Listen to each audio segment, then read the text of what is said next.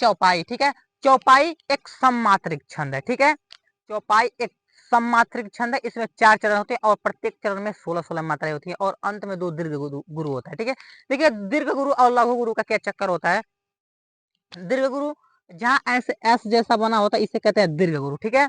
और जैसे यहाँ पे एक पाई सीधा खड़ा होगा, सॉरी एक चीना सीधा खाचा गया होगा, इसे कहते हैं लघु गुरु। लघु मतलब छोटा और दीर्घ मतलब बड़ा।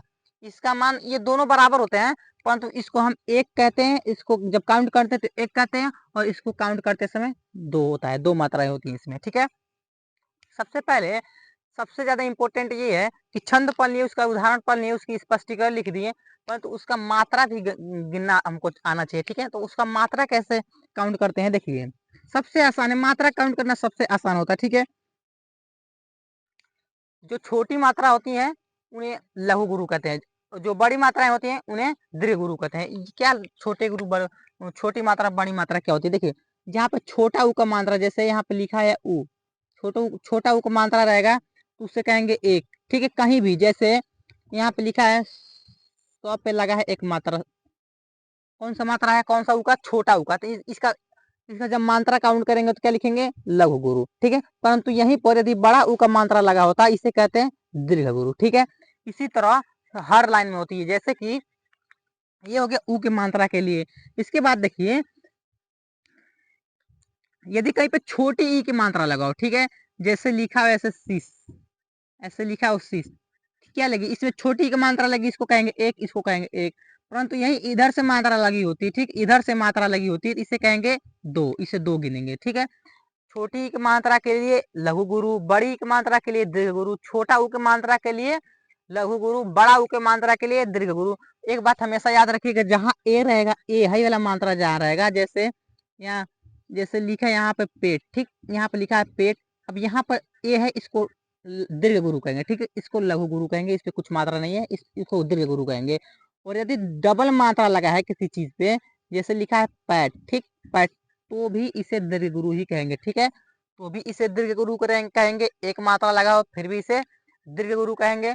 परंतु जहां पर छोटा उ का मात्रा लगा हो उसे कहेंगे लघु गुरु, और जहां पर छोटी ई की मात्रा लगा हो उसे कहेंगे लघु गुरु, ठीक है। बड़ी ई की मात्रा दीर्घ गुरु, बड़ा उ की मात्रा दीर्घ गुरु। और जहां पे ऐसा होता है, जहां पे ओ होता है, ओ ये वाला, मतलब जैसे कि लिखा है कोमल, ठीक है, कोमल, कोमल में इसमें क्या लगा, ओ, कोमल, ठीक है, इससे ओ का मात्रा लगेगा, इसको कहेंगे दीर्घ गुरु, इसको भी दीर्घ गुरु कहेंगे, ठीक है।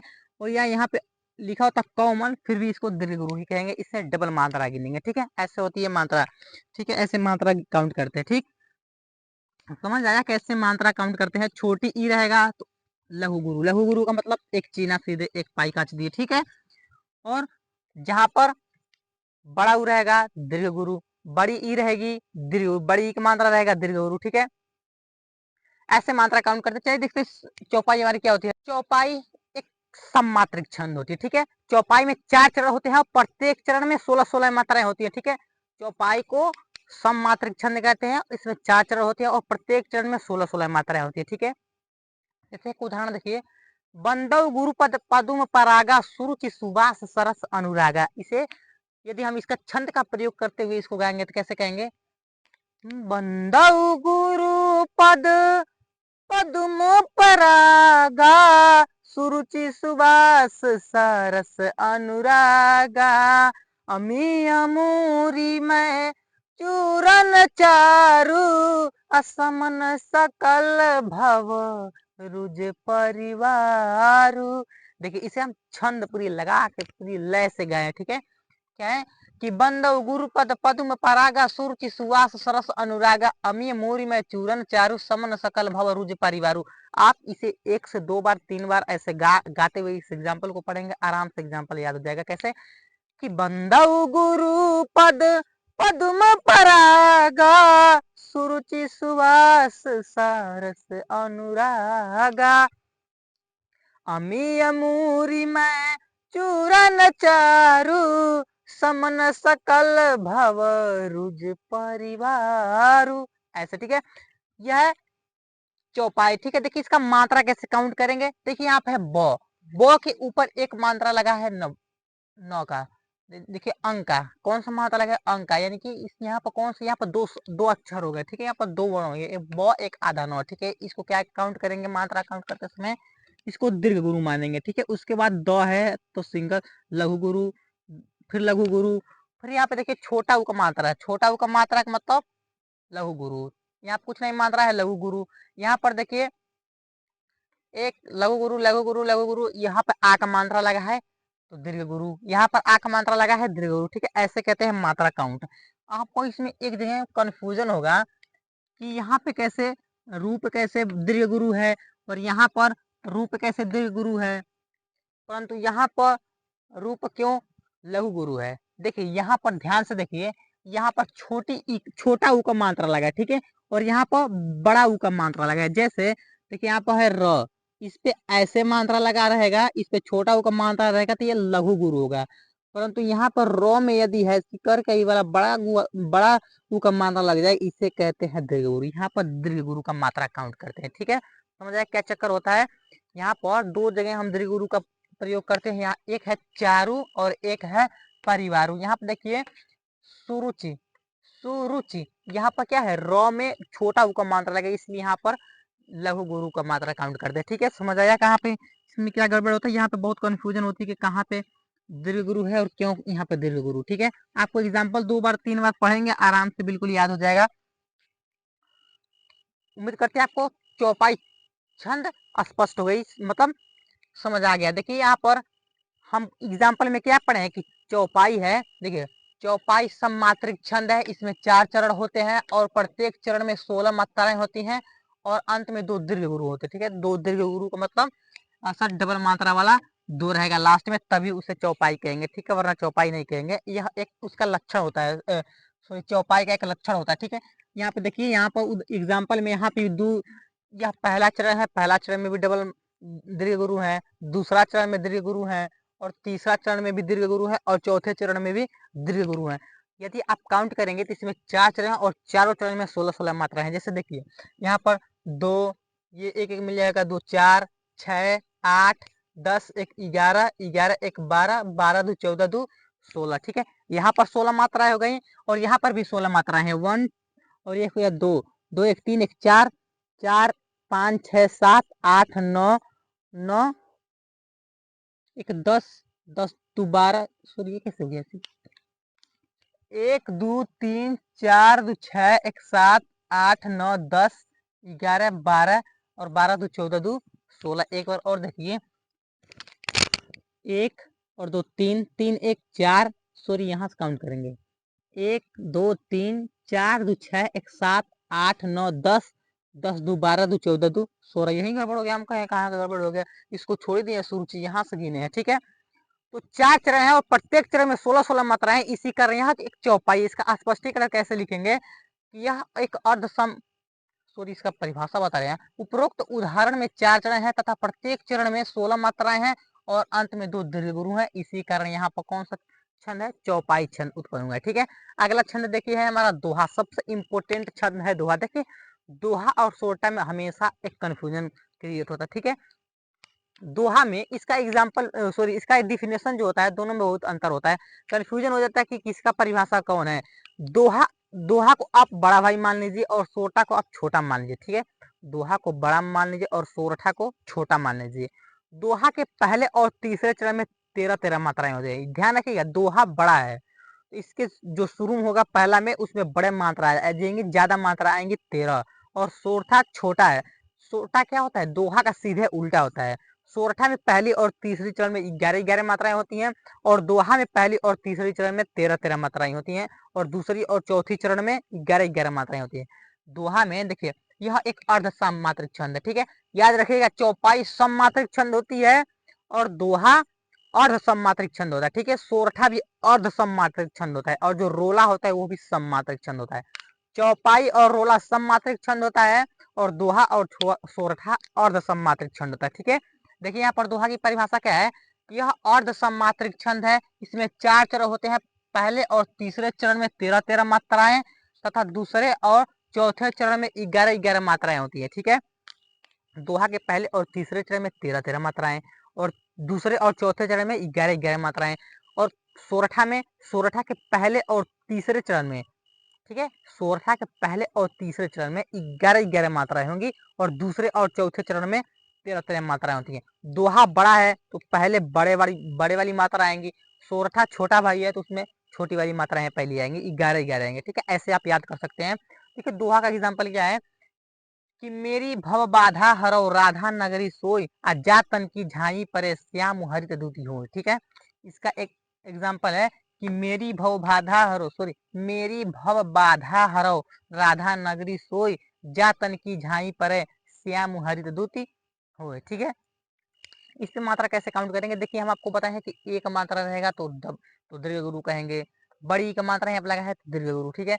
यहाँ पर सिंगल कोई मात्रा नहीं लेंगे तो लघु गुरु, यहाँ पर डबल आ की मात्रा लेंगे हैं 2 बार तो दीर्घ गुरु, यहाँ पर देखिए औ का मात्रा लगा है दीर्घ गुरु, यहाँ पर ऐसे मात्राएं ऐसे काउंट करते हैं, ठीक है, बहुत सिंपल होता है, बस 3 4 5 ही तो मात्राएं हैं, अ आ ई उ ऊ, ए आए ओ तो बिल्कुल समान होता है, अन अह जहां भी लगा हो ध्यान दीजिएगा, जहां पे अन या अह का मात्रा लगा हो, इसका अन और अह का मात्रा लगा हो, इन दोनों स्थिति में हम दीर्घ गुरु का मात्रा काउंट करेंगे, ठीक है। किसी भी शब्द में यदि अह का चिन्ह लगा हो या अन का मात्रा लगा हो तो वहां पर हम दीर्घ गुरु काउंट करते हैं, ठीक है, समझ आया। चलिए देखिए यहाँ पर दोहा का एग्जाम्पल क्या है कि मेरी भव भादा हरो राधा नगरी सोई, अजातन की झाई पर श्याम हरदूत होई। देखिए क्या कहें हम कि पहली तथा तीसरी चरण में क्या होती है 13-13 मात्रा होती है, कैसे होती है देखिए आप काउंट करते हैं। देखिए यह यहाँ से यहाँ तक है पहली चरण, यहाँ से यहाँ तक है दूसरी चरण और यहाँ से यहाँ तक है तीसरी चरण और यहाँ से यहाँ तक है चौथी चरण। हम कहे हैं पहली और तीसरी चरण में 13-13 मात्राएं होती है, कैसे होती है देखिए 2 4 6 8 10 11 और 2 13, यही पहली चरण में 13 और तीसरी चरण में देखिए 2 4 6 8 10 11 और 2 13, वही ना पहली और तीसरी चरण में 13-13 मात्राएं और ये होती है दूसरा चरण। दूसरा चरण में देखिए 11 और चौथा में भी 11 मात्राएं होंगी, ठीक है। देखिए 2 4 6 8 10 11, 2 3 2 5 1 6 7 8 और 1 10, सॉरी 2 10 और 1 11। देखिए दूसरे और चौथे चरण में 11-11 मात्राएं और पहली और तीसरी चरण में 13-13 मात्राएं, सॉरी पहली और तीसरी चरण में 13-13 मात्राएं हैं और दूसरे और चौथे चरण में 11-11 मात्राएं होती है दोहा, ठीक है। इसका स्पष्टीकरण कैसे लिखेंगे, इस पद के अंत, इस पद के पहले और तीसरे चरण में 13-13 मात्राएं हैं और दूसरे तथा चौथे चरण में 11-11 मात्राएं हैं, अतः यह दोहा छंद है, ठीक है। ऐसे स्पष्टीकरण लिखते हैं, स्पष्टीकरण लिखना बहुत आसान होता है, आप छंद में स्पष्टीकरण लिख भी सकते हैं, नहीं लिखें तो भी कोई टेंशन की बात नहीं, ठीक है। अब तो ये देखते हैं कि सोरठा क्या है। देखिए सोरठा भी दोहा की तरह एक अर्ध सम्मात्रिक छंद होता है, ठीक है। दोहा और सोरठा मात्र इतना ही फर्क होता है कि दोहा में पहली और तीसरी चरण में मात्राएं 13-13 होती हैं और दूसरे और चौथे चरण में 11-11 होती हैं और सोरठा में पहली और तीसरी चरण में 11-11 मात्राएं होती हैं और दूसरी और चौथी चरण में 13-13 मात्राएं होती है, बस इतना ही फर्क होता है। देखिए सोरठा किसे कहते हैं, सोरठा अर्ध सम्मात्रिक छंद है, इसमें 4 चरण होते हैं, यह दोहे का उल्टा होता है, ठीक है। इसमें पहले और तीसरे चरण में 11-11 मात्राएं तथा दूसरे और चौथे चरण में 13-13 मात्राएं होती है, ठीक है। दोहा और सोरठा में मात्र इतना ही फर्क होता है, आप ऐसे याद रख सकते हैं। मान लीजिए दोहा हो एक कोई बड़े भाई है और सोरठा एक छोटा भाई, ठीक है। तो जो दोहा में पहली जो मात्राएं आएंगी वो ज्यादा आएंगी, पहले 13 आएंगे, ठीक है, पहली और तीसरे चरण में 13-13 और दूसरी और चौथी चरण में 11-11 और ऐसे सोरठा में उसका छोटा भाई मान के याद रख सकते हैं कि सोरठा में पहले कम मात्रा आएंगी, पहले 11, पहले और तीसरे चरण में 11-11 और दूसरे और चौथी चरण में 13-13 मात्राएं, ठीक है। यही ऐसे आप याद कर सकते हैं दोहा और सोरठा में मात्राएं का यह क्या चक्कर है, ठीक है। देखिए यहाँ इसका सोरठा का जो उदाहरण है कि जो सुमिरत सिद्धि होई गण नायक करिवर बदन करहूं अनुग्रह सोहि बुद्धि राशि शुभगुण सदन, ठीक है। क्या है, जो सुमिरत सिद्धि होई गण नायक करिवर बदन, ठीक है, और करहूं अनुग्रह सोहि बुद्धि राशि शुभगुण सदन, ठीक है। आपको एग्जाम्पल कैसे याद हो सकते हैं, आप जब एग्जाम्पल कई बार पढ़ेंगे लिखेंगे तो अपने आप क्या है सारे उदाहरण याद हो जाएंगे, ठीक है। और उदाहरण छंद का उदाहरण सबसे ज्यादा पढ़ने से सबसे ज्यादा इंपॉर्टेंट है कि इसे बार बार लिखें, क्योंकि मात्राएं का बहुत ज्यादा कंफ्यूजन होती है कि कौन सी मात्रा लग जाती है, छोटी में बड़ी की जगह छोटी की मात्रा लगा देंगे तो मात्रा काउंट करने में गलत हो जाएगी, ठीक है। देखिए हम अभी आपको बताएं कि छोटी ई के लिए लघु गुरु होता है, बड़ी ई के लिए दीर्घ गुरु होता है, छोटा ऊ के लिए लघु गुरु, बड़ा ऊ के लिए दीर्घ गुरु जहाँ पर अन वाला मात्रा लग जाता है, अन हई वाला अस अंगूर वाला, इसके लिए दीर्घ गुरु होता है, दीर्घ गुरु मतलब ये। और जहाँ पर अह हो जाता है इसके लिए भी क्या होता है, दीर्घ गुरु। परंतु छोटा ऊ के लिए, छोटी ई के लिए, ठीक है, इसके लिए क्या मात्राएं होती हैं, लघु गुरु। लघु गुरु का मतलब सीधा ये, ठीक है। तो इसका मात्रा काउंट करते, देखिए जो का क्या होगा, डबल सॉरी दीर्घ गुरु, जो में ओ का मात्रा लगा, ठीक है, ओ, और हम बताए हैं ओ और औ में दीर्घ गुरु होते, ठीक है, दीर्घ गुरु काउंट होते, ठीक है। तो देखिए जो में दीर्घ गुरु, सु में छोटा ऊ का मात्रा है तो लघु गुरु होगा, ठीक है। लघु गुरु इसमें छोटी का मात्रा लगा है तो लघु गुरु। ऐसे ही देखिए र में एक लघु गुरु, त में लघु गुरु, मतलब एक एक मात्रा है। ऐसे देखिए यहाँ पे छोटी दोनों में लगा है तो दोनों में एक एक मात्रा है। इसमें ओ का मात्रा लगा है तो बड़ा ई, छोटी ई है तो सिंगल, ठीक है। ऐसे मात्राएं काउंट करते हैं, ठीक है। उसके बाद देखिए हमारा दूसरा आता है रोला। उम्मीद करते हैं आपको सोरठा समझ में आ गया होगा। और सोरठा का देखिए स्पष्टीकरण क्या होता है, आप एग्जाम्पल, इसका दो एग्जाम्पल देखिए। एक एग्जाम्पल यहाँ कि उठो उठो हे वीर, आज तुम निंद्रा त्यागो करो, महासंग्राम नहीं कर, नहीं कायर हो भागो, ठीक है। इसमें भी जब आप देखेंगे तो यह है पहली चरण, ठीक है, यह है पहली चरण और यह है तीसरी चरण। यह पहली चरण हो गई, यह दूसरी चरण हो गई, यह तीसरी चरण हो गई और यह चौथी चरण हो गई, ठीक है। तो देखिए पहली और तीसरी चरण में कितनी कितनी मात्राएं होती है, सोरठा में 11 11। यहाँ पर देखिए, यहाँ पर है 1 और 2 3, 3 1 4, 2 6 8 10 1 11, ठीक है। पहली चरण में 11 मात्राएं होंगी। अब देखिए तीसरी चरण में कितनी मात्राएं हैं, तीसरी चरण में 1 और 2 3, 3 1 4, 2 6 8 10 1 11, ठीक है।